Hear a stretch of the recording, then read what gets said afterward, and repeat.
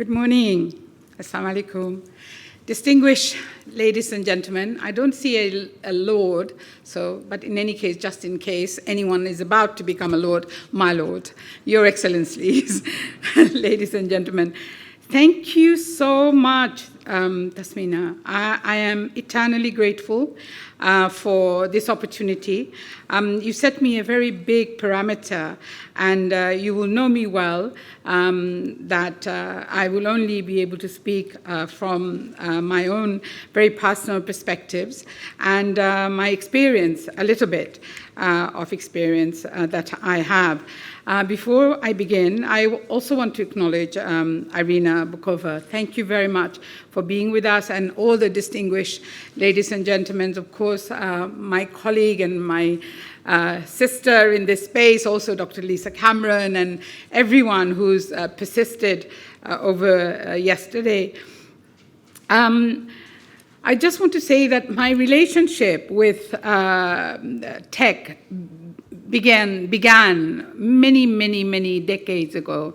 I gave birth, I had the honor of birthing a son who was autistic and who had learning disabilities. And I know some of my friends will have heard me saying how important that crossroad was for me. As a very young 21-year-old, I happened to come by a report desperate to find out more about him and his condition, and whether, like I always felt, sorry, I've got the completely shivers right now as I'm talking about it.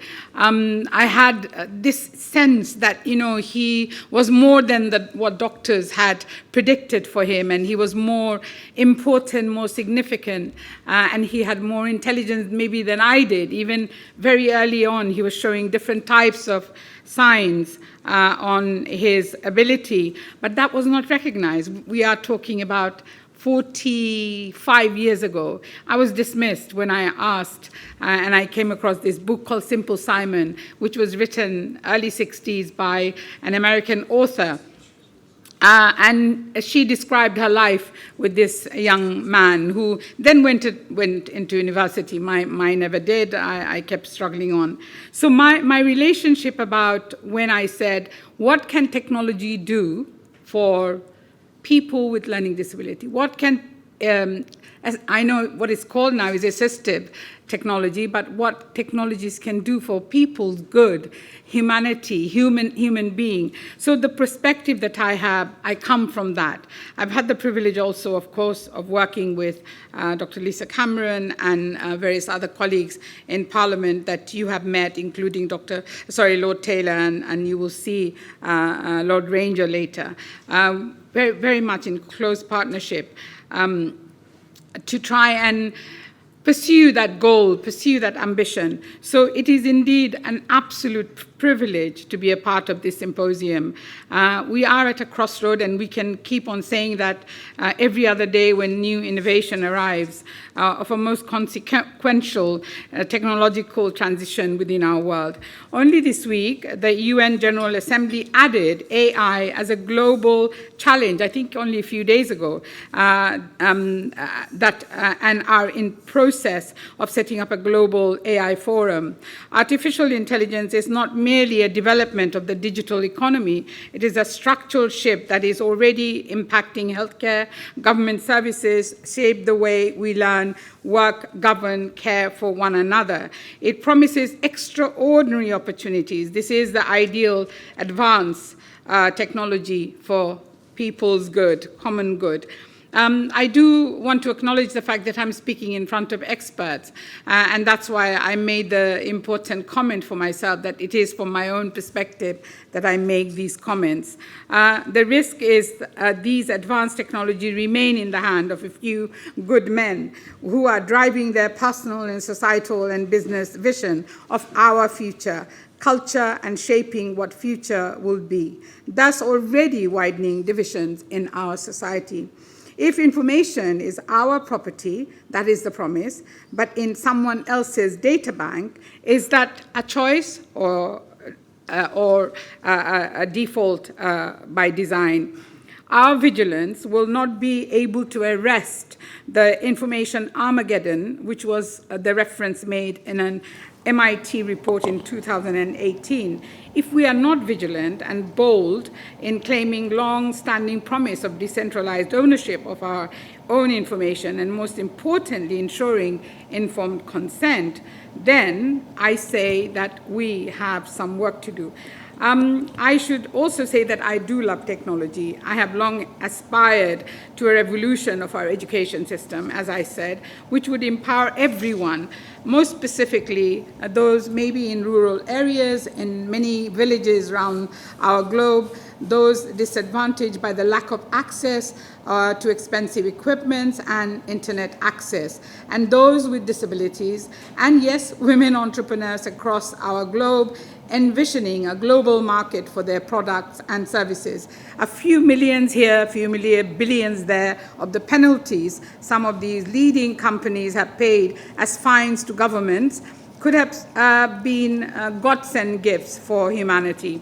Ladies and gentlemen, you are, as leaders of nations and industry and commerce, are all too aware that tech for improving humanity is not on the imminent agenda, although we do talk about it. The actual intelligence of humans can be left behind while these advanced technologies remain at the disposal to cause mayhem with wars, with children well-being, perversion of women, and mental health of vulnerable young men.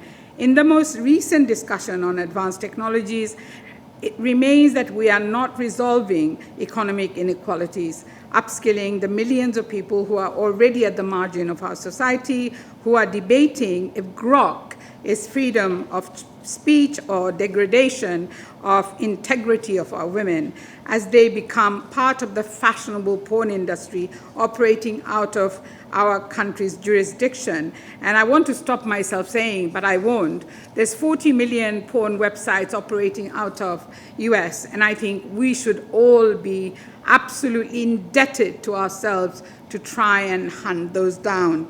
I speak as someone who has long desired for institutional and corporate partnership to addressing the many challenges which are faced by our diverse communities, women, disabled people, and vulnerable families, for whom inclusion is not a slogan, but a matter of dignity, access, and independence.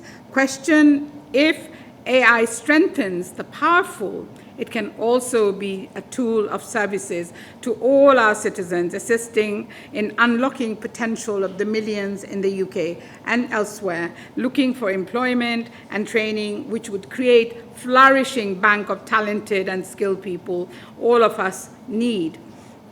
I'd like our government to negotiate with the big boys, sorry, I meant the big tech, for instance, help with the provision of affordable and accessible broadband and the quality equipment in lieu of these large companies operating in our countries. There is huge potential for such partnership, as it is beginning to emerge in many other nations, Malaysia, some parts of Africa, Middle East, like Saudi, Qatar, both of which I experienced firsthand, and indeed UAE. So we do not need to reinvent the structures of such partnership.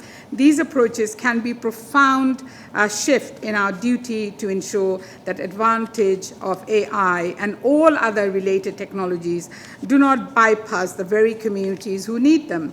Much has been said about the UK's ambition to lead the world of AI innovation, and rightly so. We have world-class universities, exceptional research institutes, and vibrant technology sector. Over the past 5 years, I have had the privilege of chairing or working in the space of Web3 and Metaverse, Digital ID, member of the Digital Asset, jointly with Dr. Lisa Cameron and others, cybersecurity, and honorary vice chair of APPG on AI alongside Lord Taylor, I have first-hand experience of the outstanding collaboration with these institutions, including Goldsmith University, Durham, Surrey University, US, UCL, King's, alongside major stakeholders in the industry like Google's Metabox, Robox, Amenoka, as well as incredibly great number of small and medium startups who are at the backbone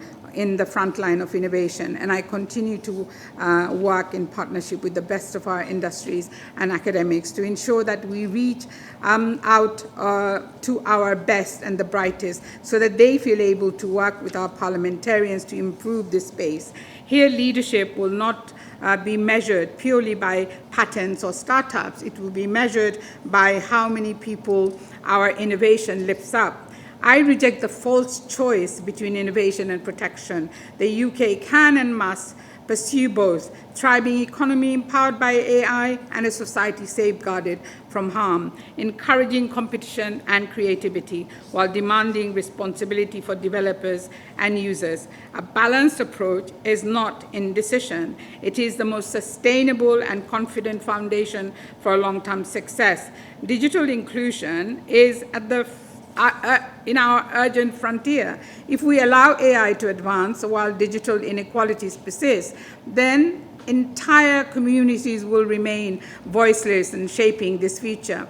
Digital inclusion must be treated as a national infrastructure project. Affordable connectivity, access to devices, accessible design, not as an optional feature, but a default standard. Skills training, of course, across generation, not just in schools. We ought to look at what Japan is doing, what China is doing in integrating these new technologies in young people's lives without taking it to, putting it out there for 24 hours a day. AI in public services also must reflect and serve all of us. Government will necessarily increasingly deploy AI across the NHS, social care, policing, and local services. That has enormous potential. Earlier diagnosis, personalized education plan, more efficient case management for social workers like us in the old days, but algorithm trained on data that exclude and misrepresent Black and brown men and women of different complexions, we can train and retrain so that not to repeat old injustices with a new speed and scale. We must insist on transparency within our public sector, demand explainability with decisions which affects life, require bias testing and mitigation, give public clear routes to challenge automated decisions, and retain our own data inside our own national cloud and jurisdictions. Technology alone will not deliver fairness, governance, oversight, and empower citizens. So we do need to trust the AI that we create. Public trust will decide the fate of Britain AI. So we need clear, and that's what our government and all other government must do and do together, clear enforceable standard which can meet other jurisdiction, independent oversight and transparency from both government and private companies. Crucially, representations of citizens in shaping these rules. Communities must see themselves in technology policy, not be told how it will affect them and the jobs that will be lost. A national conversation, not a technical debate, is needed. We need to work alongside parliamentarians, all of us, parents, community leaders, community who have lived experience of exclusion, together to shape what AI we experience in the days and months and years ahead. The question is not whether AI will transform Britain. It already is. Question is who that transformation is for.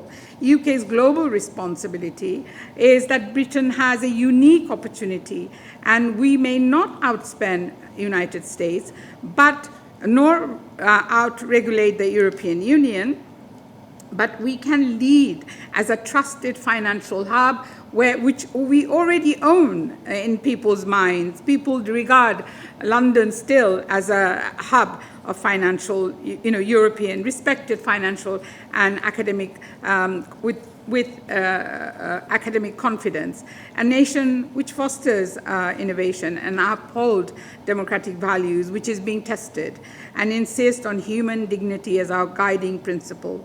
We can help set global norms where technology advances without sacrificing rights, freedom, or social cohesion. Distinguished ladies and gentlemen, the story of technology has never been just about machines. It has always been about people, our ingenuity, our ambition, and our care and respect for one another. Artificial intelligence will not decide whether it benefits society. We must and we should. And I think we can.